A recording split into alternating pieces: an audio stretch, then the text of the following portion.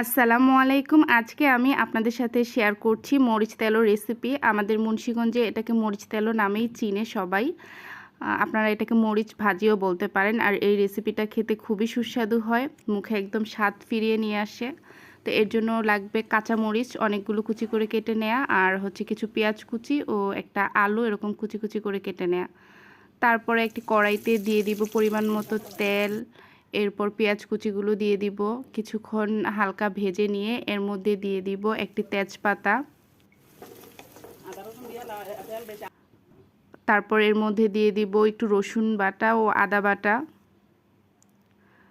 এরপর স্বাদমতো লবণ, একটু হলুদ গুঁড়ো সব কিছু দিয়ে ভালো করে মিশিয়ে নিব। এরপর দিয়ে দিব আলুগুলো যেগুলো আগে কুচি করে নিয়েছিলাম, তারপর কাঁচামরিচ কুচিগুলো দিয়ে দিব। এখন এগুলোকে ভালো করে নেড়ে চেড়ে ভেজে নিব। যখন আলুটা সিদ্ধ হয়ে আসবে তখন এর মধ্যে দিয়ে দিব একটি ডিম।